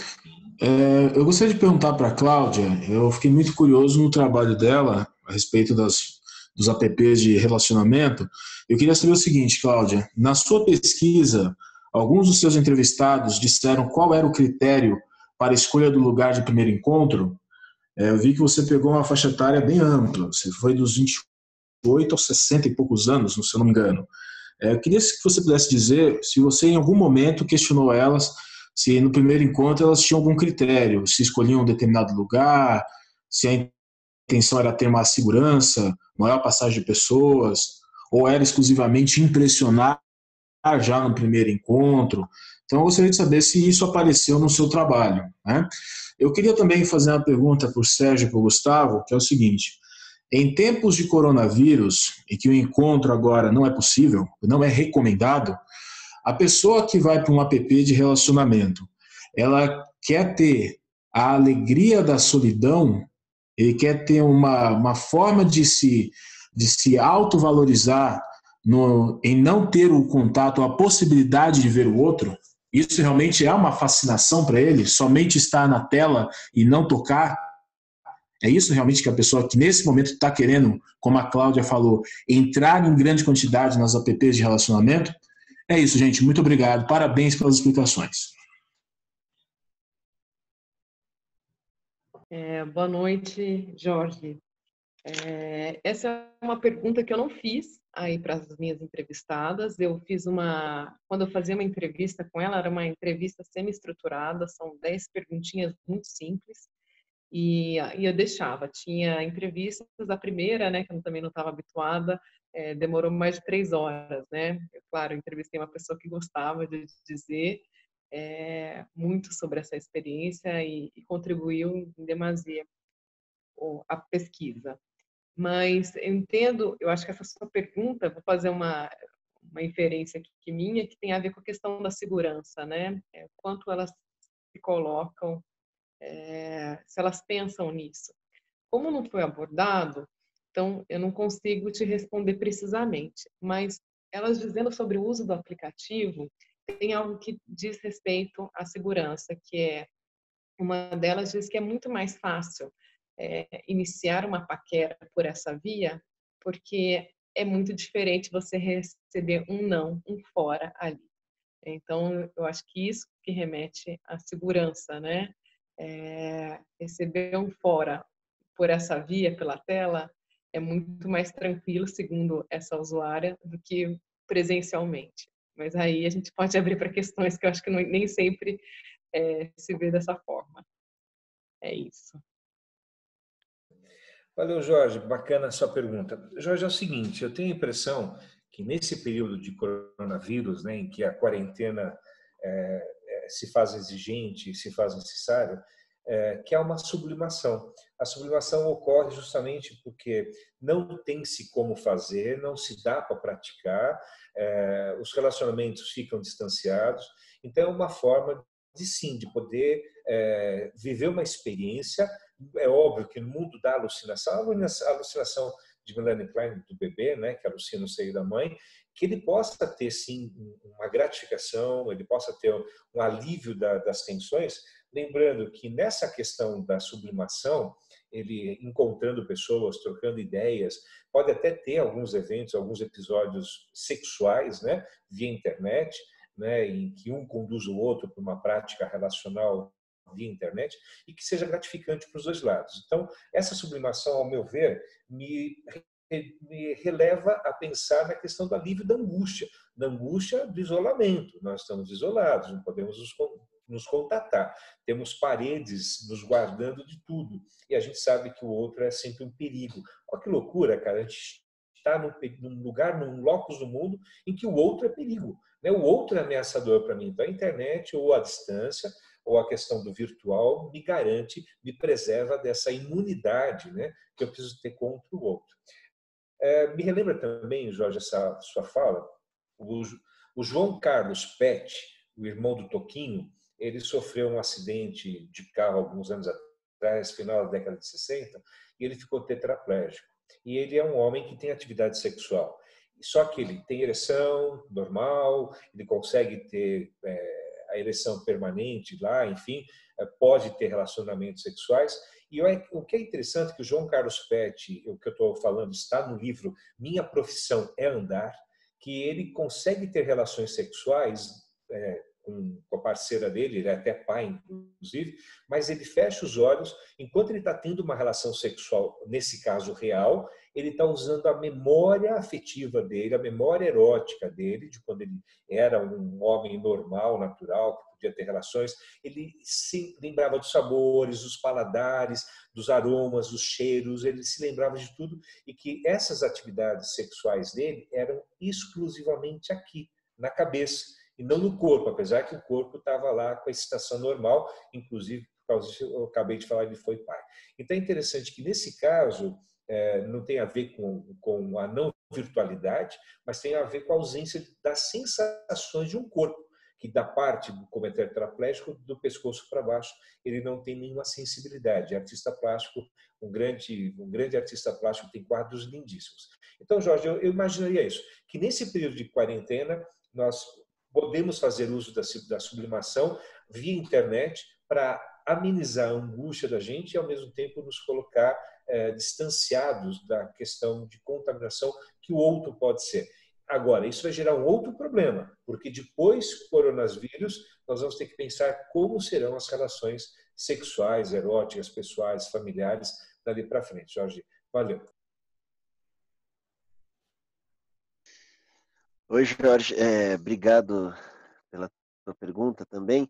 Sabe que é interessante, né? Eu ingressei no doutorado agora lá na USP e a prova que a gente teve que fazer, enfim, né, no processo seletivo, ela passava justamente por essa questão de virtualidade, né? E de pensar a angústia a partir da internet, assim, né?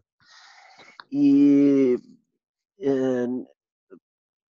curiosamente, anteontem eu estava falando com uma pessoa que estava falando, poxa, agora é engraçado, né? Porque no tempo do coronavírus os aplicativos de encontro viraram só aplicativo, porque encontro não tem, né? A gente só fica conversando. E eu me lembrei dessa coisa da prova pelo seguinte, porque na minha experiência de escuta, né, de pacientes, enfim, o lugar do virtual, o virtual pode ter os lugares mais diferentes, né? Então tem pessoas, né? E aí eu vou pegar talvez por uma via mais otimista do virtual, né? Uma questão talvez meio moralizante, enfim, mas muitas pessoas só conseguiam estabelecer vínculos, né? Por meios virtuais, né? trabalhando especialmente com adolescentes e coisas assim, né? Então, eu percebia uma dimensão potencializadora a partir da virtualidade, daquela pessoa se sentir, inclusive, que talvez tivesse algo parecido com o corpo, né? Onde, sem o virtual, nem aquilo tinha, né? Me lembro de uma pessoa que eu atendi, que ela jogava videogame, enfim, e ela era branca, branca, branca, parecia um fantasma. Quando ela jogava ali o videogame, ela tinha uma sensação tátil de tocar no teclado, ela tinha sentimentos, ela tinha trocas de mensagens, enfim, né? Então ela tinha uma experiência de alteridade, era a única experiência de alteridade que essa pessoa tinha, né? Então, trazendo aí para uma outra perspectiva, né? Eu acho que tem pessoas dentro desse contexto que a gente está falando, né? Que seja pelos aplicativos, talvez pelos aplicativos ou talvez por outros meios, elas acabam se sentindo existentes, né? Nesse contexto, né? Como um outro ali que reflete ela, né? E por esse olhar que pode ser um olhar que surge numa palavra, numa resposta, ou em qualquer coisa assim, essa pessoa mantém um sentido de eu existo, né? Aí eu estou pegando perspectivas de autores que eu gosto, né? De Corrute, coisas assim. Então, quer dizer, como tem algo ali que esse outro vai sustentar, né? Do nosso olhar, da nossa existência a partir de um certo olhar, e eu acho que nessa situação onde a gente está passando por isso, a cada um a experiência de isolamento vai remeter para alguma coisa que é muito inicial, né? E a partir daí o outro do virtual vai ter um lugar muito específico, né? Então, eu acho que tem uma perspectiva que eu diria mais otimista que tem a ver com isso, de pessoas que se sentem reconhecidas e existentes a partir de uma resposta que surge de uma mensagem que você escreve. Tá? Obrigado pela tua pergunta. Felipe Linhares pode perguntar. Só um momentinho que fizeram uma pergunta aqui. Eu estou furando, acho que o esquema, mas vou ser breve. Me perguntaram sobre ghosting, eu nem sabia o que era isso, né? Aí eles explicaram, justamente, vem de fantasma, né? Então é aquela questão de a pessoa tem um primeiro encontro e após o primeiro encontro a outra deleta e a bloqueia das redes sociais. Bem, a gente pode até brincar, eu brinquei na minha tese com um capítulo que chama, subcapítulo, né? Eu peguei a palavra deletar e acabei falando um outro sentido, né? Sobre ela, do deleite, né? Não apenas deletar. O que eu penso sobre isso? Certamente isso acontece em demasia, acontece bastante nos aplicativos, a gente escuta na clínica as pessoas dizendo, estando frustradas, né, quando imaginam que de repente tiveram um bom encontro e deixaram, e de repente não tem mais, né, não tem mais o contato dessa pessoa, é bloqueado. Claro que isso é uma impostura, que a gente pode pensar de diversas formas. Como eu comentei, numa das falas é a questão da contabilidade, né? Tem um volume, né? Tem um volume muito grande. Então, a gente pode pensar na questão do descarte, né? A gente não encontrou, não gostou muito de um, então vai ter um outro melhor. Mas é claro que isso é uma ilusão, mas é uma ilusão gostosinha de pensar que isso vai acontecer. E quando a gente faz isso, né? A gente deleta, deixa de falar com o outro, eu penso muito na questão assim, da dificuldade que é dizer, bem, não dá mais. Principalmente quando o outro está envolvido. Quando o outro está envolvido, a gente faz um certo cálculo de como vai dizer, até onde vai dizer, que mal-estar que vai conseguir sustentar. Então, eu vejo dessa forma, né? Uma perspectiva um pouco sociológica, por um lado, mas também é subjetiva, né? Que a gente vai se colocando, tendo dificuldades de dizer. Então, passo aqui. Felipe Pires, pode perguntar. Tudo bem? Obrigado por compartilhar esse conhecimento com a gente. Eu tenho uma pergunta mais relativa ao potencial de adicção desses aplicativos e o potencial de degradação de relações não virtuais que isso pode causar. O que vocês poderiam compartilhar com a gente sobre isso? Felipe, bacana, né? A adicção, ao meu ver, Felipe, está ligado a uma fase oral, né? Toda vez que você tem uma carência ou uma falta na fase oral, você tem uma predisposição para adição, justamente aditar, né? Você vai colocar algo no vazio, algo que você o tempo todo não consegue ruminar, não consegue elaborar. Então, eu fico sempre imaginando, Felipe, que a questão da adição ela é uma coisa possível a todo mundo, em qualquer momento, não só pela internet, por bebida, por pessoas, por objetos, enfim, tá? Dependendo a forma que isso coloca. Então, a adição, para mim, vem como um retorno muito primitivo nessa fase oral. A pessoa tem uma marca na fase oral e vai reproduzir isso lá na frente usando a oralidade e buscando adicções. Lembrando que a adicção é colocar algo que está faltando. O que também me vem à mente, Felipe, que nessa questão da adição é lidar com a falta, né? Como que se lida com essa falta? Como que essa falta pode ficar? E o problema disso é que a adição ela nunca é algo que, de fato, nós precisamos. O nosso corpo, a gente está falando disso desde o começo, nós temos um corpo orgânico, biológico, ele tem necessidade de certas coisas e outras coisas são, de fato, intoxicantes, elas fazem mal. Então, eu imaginaria que, como não é um objeto que faça parte para o sistema biológico, mas faz parte para o sistema psicológico, que qualquer um pode cair numa adição se ele tiver uma falha na fase oral.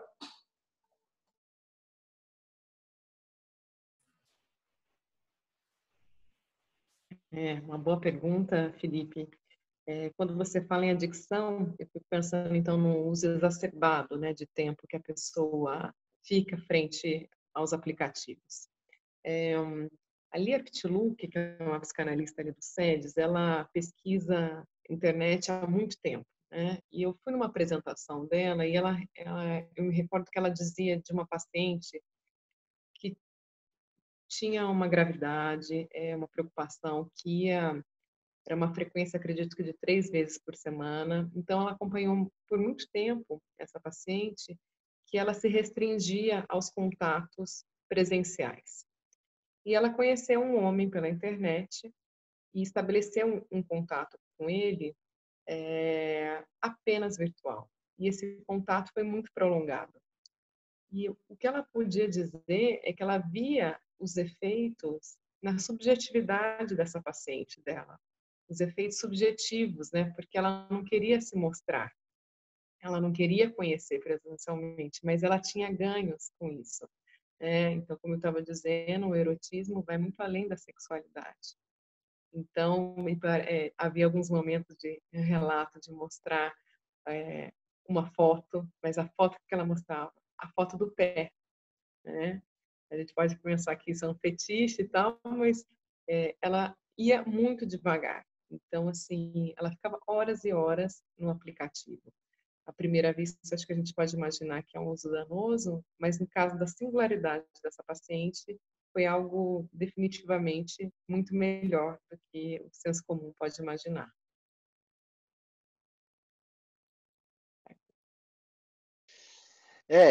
Acho interessante tanto a perspectiva do Sérgio quanto a da Cláudia, porque vai na direção daquilo que eu falei antes, né? Quer dizer, o lugar que isso vai tomar na vida das pessoas, né? Ele pode ser extremamente surpreendente, né?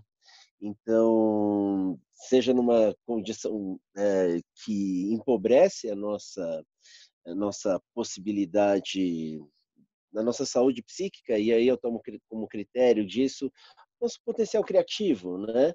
A nossa capacidade de criar coisas novas, de estabelecer coisas novas. Então, no caso do que o Sérgio estava falando, me parece que a gente está em alguma coisa que empobrece, e no caso da Cláudia, alguma coisa ali que enriquece, que abre perspectivas, né? Eu penso essa questão da adição, né? A partir de alguma coisa também, né, de alguma coisa que falta, né, E acho que é essa relação que a gente pode estabelecer com algo que é imaginado, né? Ela pode ser uma relação extremamente fascinante, né? E na medida em que ela é fascinante, né? Ela nos afasta, de certa maneira, do espaço da frustração, né? Então, eu tendo a pensar a adição a partir dessa perspectiva, né?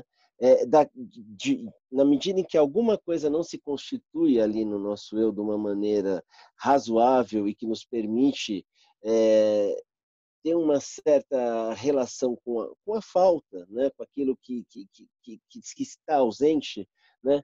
Qualquer coisa que nos aproxime de um certo sentimento de completude, né? Vai ser alguma coisa possível da gente se tornar dito, né? E se a coisa vai pela ordem da sensualidade e do erotismo e desse tipo de sensação, né? Aí pensando em termos até ferenzianos, né? Quer dizer, o sexual como aquele retorno a uma condição, a pequena morte dos franceses, né? Esse encontro com o sublime que dura 2 ou 3 ou 4 ou 10 segundos, onde você não é mais você e o outro não é mais outro, para depois você restabelecer uma condição de alteridade. Então, quer dizer, eu penso a edição a partir da busca desse nirvana, né? E, bom, pode se dar nessa dimensão erótica pela via virtual. Acho que você quer falar algo, Serginho? Quero sim, Felipe. Gustavo, é o seguinte, um dos pacientes mais graves que eu tive no Hospital das Clínicas, alguns anos atrás, foi um rapaz que morava na Holanda, ele era brasileiro, e Felipe, ele começou a fazer acessos na internet, em sites pornográficos, eróticos, né?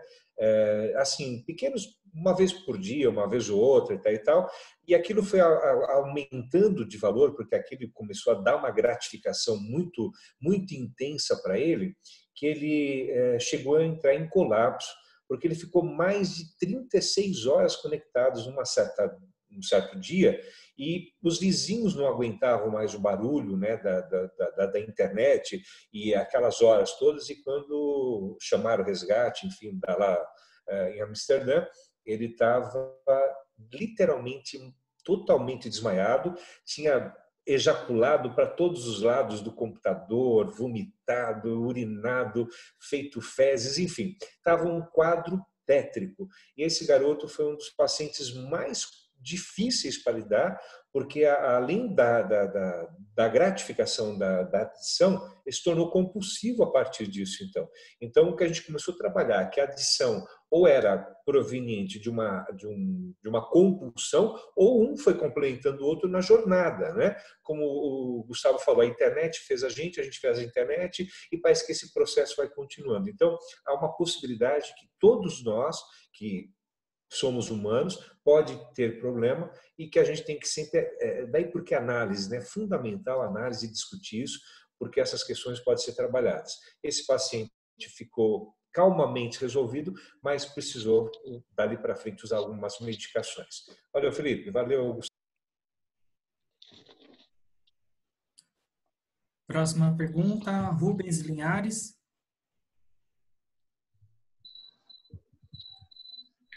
Opa, tudo bem? Eu queria fazer uma pergunta para a Cláudia. Pelo que eu entendi da tua explanação, parece que a pesquisa foi feita só com mulheres, né? Mas isso não ficou muito claro. E aí, a partir disso, eu fiquei pensando, qual era a expectativa dessas pessoas ao acessarem o Tinder? Era uma expectativa de encontrar uma pessoa alma gêmea para um relacionamento duradouro, fixo, né?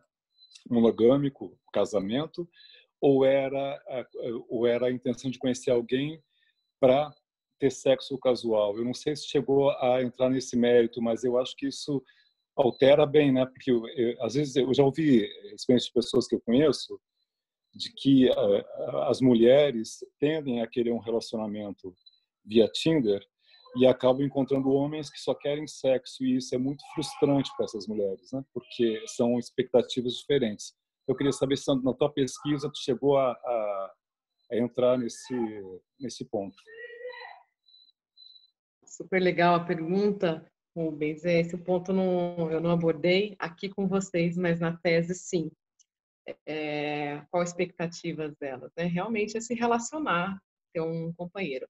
Eu entrevistei, eu preciso contar isso para vocês, foram 6 entrevistadas. Se você olhar quantitativamente, é um número muito pequeno, né? Quem faz pesquisas quant fala, o que é 6, né?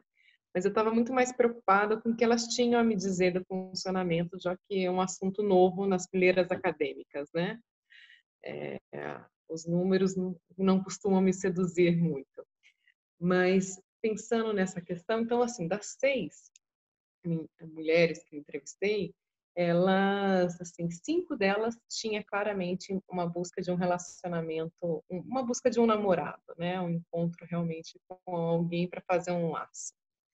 Uma delas, né, a primeira entrevistada, que era muito interessante, é que ela ia na direção contrária. Ela dizia, ela já era uma mulher um pouco mais madura, já tinha tido um casamento, e ela queria estar ali para, como que eu posso dizer, para exercer a sexualidade.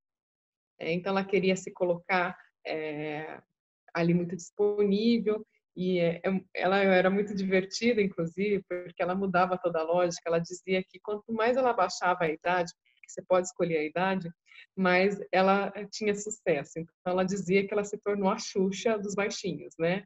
Ela tinha 46 anos e ela se deparou com vários meninos muito jovens. E ela dizia, nossa, homens muito bonitos, inclusive.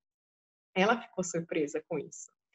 E ela se esbaldou por um tempo. E ela queria, inclusive, dos sonhos dela era criar um livro, escrever um livro sobre essa questão da sexualidade da mulher depois dos 40. Né? O que a gente tem a dizer? Sim, mas a ironia do destino foi que ela foi fisgada, né? Embora ela tivesse uma propensão, ela dizia, estou aqui para me relacionar com os homens, né? Conhecer um aqui, outro lá. Inclusive, no discurso dela não tinha muito relevo do que era um bom encontro, né? Ela falava de muitos encontros, né? E eu ficava, mas cadê o bom encontro, né? Não, era muito hegemônico isso. E num determinado momento ela se depara, e no subcapítulo eu chamo inclusive de o estranho amor, né? Ela fica muito fula da vida com ela, quando ela se depara que ela está amando esse rapaz. No primeiro momento, ela, quando se dá conta disso, ela não conta para ele, mas ela deixa de utilizar os aplicativos, né? Com outros rapazes. E aí, a partir daí que começa a se estabelecer. Bem, isso já fazem mais de 3 anos, até hoje ela está junto com esse jovem rapaz, né? Tão bonito, sensual, como ela dizia. Então, realmente, a gente pode pensar, inclusive, que o erotismo na mulher é diferente do erotismo nos homens. As mulheres, elas têm uma busca realmente aí, talvez, para o amor. A gente não pode afirmar, mas é muito mais comum a gente ver que as mulheres estão em busca de um parceiro do que vários parceiros. Então, o que a gente pode perguntar, né, que eu me perguntei no doutorado, que será que quando a mulher se depara com amor, ela abre mão da poliandria, né? Então, eu acho que é um pouco por aí. Obrigada pela pergunta.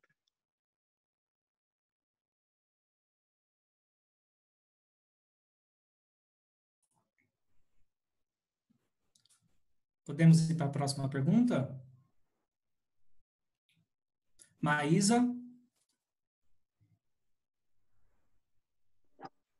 Olá, boa noite a todos, obrigada pela palestra.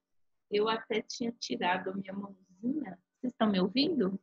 Então, sim, eu até tinha retirado a minha pergunta, porque eu achei que vocês já tinham respondido. Era exatamente falar sobre o que vocês pensam, né, analítico das pessoas, da individuação, né, que as pessoas se colocam nesse lugar e usam o aplicativo, né? Pensando nas grandes metrópoles, onde as pessoas parecem que não têm muito mais tempo para o encontro real, né? As pessoas às vezes não saem muito de casa, ficam dentro de casa, ficam só ligados na internet, no aplicativo. Mas eu acho que todos já responderam um pouquinho da minha pergunta, né? O tanto o Gustavo, quanto a Cláudia e o Sérgio, né? Cada um no seu ponto de vista. Mas se vocês tiverem mais alguma coisa a acrescentar, eu agradeço. Muito obrigada.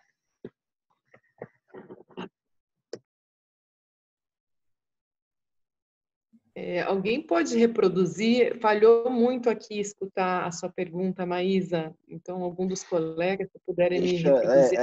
Eu acho que eu consegui, Cláudia. Ela quer saber, assim, acho que se eu não estiver enganado, mas sobre a questão da individualidade nessa busca, né? Quer dizer, da subjetividade mesmo, onde fica nesse lugar onde nos aplicativos as pessoas você vai trocando de, né, aquela coisa de passa a página, tal que você fala da revista Caras, né? Considerando a questão do tempo, hoje em dia, onde parece que você pegar nas grandes cidades, parece que todo mundo está correndo e sempre ocupado, enfim. Então, como é que se equaciona, onde é que o aplicativo entra na dinâmica da vida contemporânea e né, dessa relação com o tempo e coisa assim? Acho que foi isso, mas acho que foi o que eu entendi.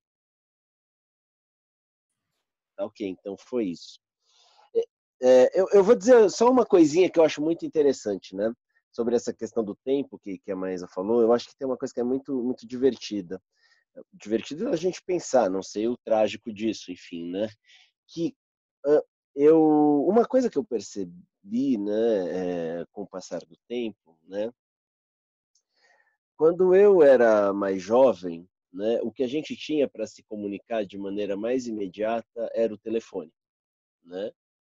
Então, se você queria falar com um amigo, com uma amiga ou com uma paquera, enfim, você pegava e ligava, né? E por 3, 5, 10, 1 hora, aquela pessoa a atenção daquela pessoa era exclusivamente sua. Porque é muito difícil você falar no telefone e fazer outra coisa, né? Fica aquela voz dentro da tua orelha, né? Então, por, por algum tempo você tinha que se dedicar àquela pessoa. Isso é muito interessante. Quando a gente passa para o contexto do virtual, né, do computador, isso já valia por ICQ, né? A comunicação não é imediata. Por mais imediata que ela seja, ela não é imediata como a do telefone, né? E você não está com o acesso, como é um acesso que a gente tem até agora, enfim, né?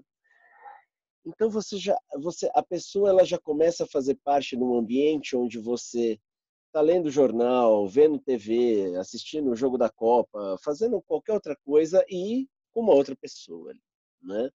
Então, me parece, eu acho que isso é interessante pegando a questão do tempo, a gente passa do momento onde a gente tinha que se concentrar em alguém, né, e dedicar a nossa atenção a alguém, para um momento onde a pessoa, o outro, né, ele passa a ser um anexo a outros interesses seus, né?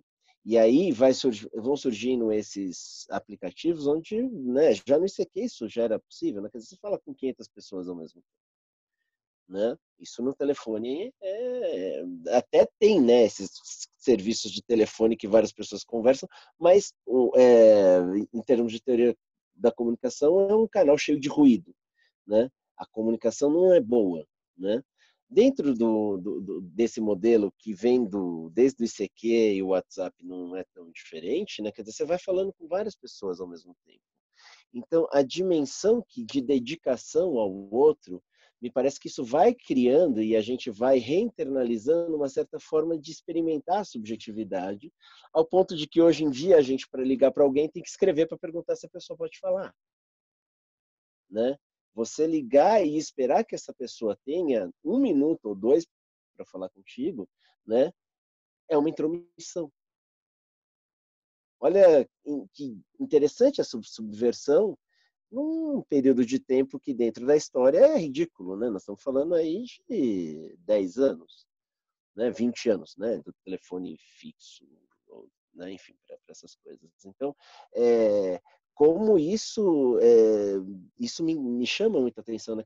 Como isso vai estabelecendo uma outra maneira da gente se relacionar com as pessoas, né? E da nossa disponibilidade e daquilo que a gente supõe que a gente pode se relacionar a partir do tempo que a gente tem para o outro e disponibilizar tempo para o outro.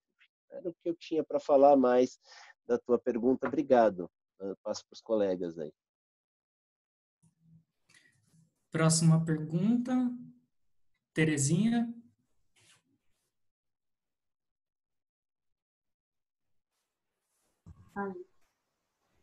Boa noite. Eu estou aqui como participante, como eu ia falar usuário, mas eu utilizo esses aplicativos há mais de 15 anos. Eu tenho 65 anos e já passei por todas essas fases aí, ó. Peguei garotinhos, aí depois, mas sempre com a intenção assim de achar um amor verdadeiro, né? E na fala da nossa apresentante aí, adorei essa história aí da tese, né? Porque parece que isso é tão da Cláudia, né? É tão assim misterioso que ninguém fala sobre isso. Inclusive já tive alguns relacionamentos sérios, né? Do Tinder. E na hora de apresentar para a família, para os amigos, a gente esconde, né? Ah, não encontrou no barzinho, porque parece que isso é muito feio, é muito discriminativo. Mas a minha questão é, a gente coloca lá só as fotos mais bonitas, a gente não coloca fotos feias. Todo mundo acha. Aí, assim, eles também só colocam as fotos mais bonitas. Aí, o que acontece? Na hora que você vai ao encontro da pessoa, né? Eu sou hétero, né? Eu vou ao encontro de um homem. Então, assim, o medo, porque vocês estão falando muito do corpo, eu falo da emoção mesmo, né? Então, assim, minha barriga dói, esfria a barriga, o coração acelera, porque, assim, eu ponho minha roupa mais top, mais linda, porque eu quero que ele goste de mim, né? Então, assim, o medo é de ser rejeitada, de na foto é uma coisa, na hora que chega, apesar que minhas fotos são atuais, mas mesmo assim tem um medo, né? Eu sempre minto minha idade, eu tenho 65, mas lá no Tinder eu tenho 49. Aí o que acontece? O medo também é muito em cima disso, porque é claro que eu tenho uma aparência menor do que, assim, todo mundo fala isso, mas a questão da rejeição, tanto da rejeição de quem me espera, como a rejeição, assim, muitas vezes eu cheguei lá, a pessoa, eu não gosto de baixinho, tadinho de baixinho, né? Se tiver algum aí, você me desculpa. Mas aí, lá na foto, parece só o rosto, musculoso e tal. Na hora que eu cheguei, o cara baixinho, o que eu fazia? Eu ia embora, eu sentava, eu falava alô, eu disfarço, aí eu tomo suco, converso, mas aí minha filha, aí a gente tem um código. Olha, se o homem for feio, eu vou mandar uma mensagem para você e você me liga. Tem uma senha. Então, assim, eu vou embora quando o cara é feio. E eu vou ficar, tudo beleza, eu fico mais, entendeu? Então, é sobre a rejeição mútua. Então, tanto a rejeição do outro para mim, como a minha para ele. O que eu faço depois? Aí eu põe fantasminha, aí eu nunca deletei, não, porque eu acho muito ruim. E fica lá, sabe, de molho, manda um monte de mensagem, eu não respondo porque eu não gosto. Mas até hoje eu não achei quem eu queria. Ponto.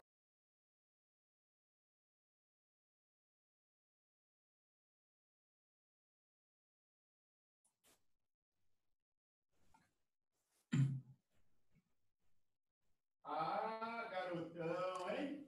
Eu passei um dia falando, gente, hoje é aniversário. Próxima pergunta, vamos para a última pergunta? Terezinha, está sendo isso mais um desabafo? Ou você tem uma questão frente a isso, né? Porque, bem, eu já fiz a pergunta, mas eu tenho algo já a dizer também, né? Uma das autoras, Eva Illouz, que é uma israelense, uma professora socióloga importante, contemporânea, e que também fala sobre amores em tempos de capitalismo, ela fala no seu livro que o sucesso dos aplicativos, ou melhor, para você ter sucesso nos aplicativos, é preciso você estar dentro dos cânones da beleza e uma irreverência na linguagem. As pessoas que apresentam isso são as pessoas que têm mais sucesso. Mas é importante, acho que, destacar, para além disso, que é uma leitura ali uma leitura dessa autora, é que o erotismo não depende da estética hegemônica. Tem muitos outros fatores que nos levam a um encontro do erotismo. Então, isso que você contou é um exemplo muito interessante, realmente, né? Corajoso, inclusive, de dizer, e que a gente escuta muito por aí. Mas se a gente ficar preso apenas nessas estéticas hegemônicas, aí eu não sei o quanto isso vai dificultar a entrada com o seu erotismo. É isso.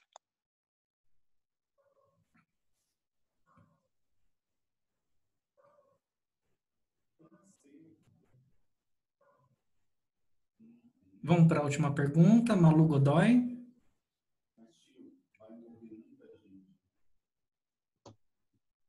Obrigada, pessoal. Na verdade, vocês já, enfim, passaram pela minha última pergunta, então vou deixar aqui só meu agradecimento mesmo. Obrigada.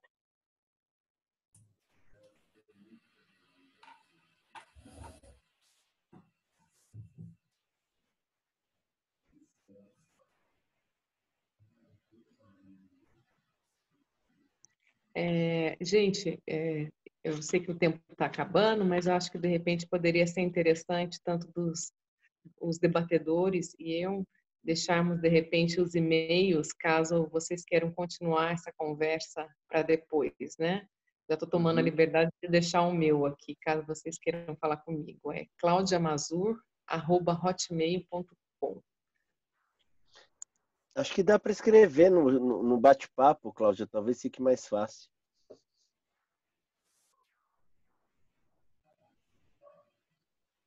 Estamos no tempo, pessoal.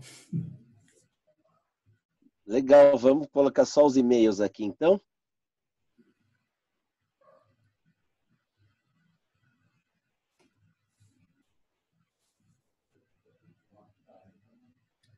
Bem, eu quero agradecer em nome do CEP aos participantes, aos analistas convidados de hoje e tenham uma boa noite. Boa noite para todos também. Também quero deixar boa noite a todos. Obrigado, Cláudia. Obrigado, Gustavo. Obrigado, Marinho. E obrigado a todos que participaram. Obrigada, gente. Beijo. Obrigado, gente. Foi ótimo estar aí com vocês. Valeu. Muito obrigada. Boa noite a todos. Boa noite, obrigada. Boa noite, obrigado a todos aí. Obrigado, gente. Valeu aí. Até a próxima. Tchau, tchau, Serginho. Cláudia, prazer te conhecer, viu? Continuamos em breve. Érica, saudade. Olha, estamos no IPQ, tá? Estamos no IPQ, firme e forte, trabalhando toda quinta, tá? Beleza, manda ver. Vou lá toda quinta.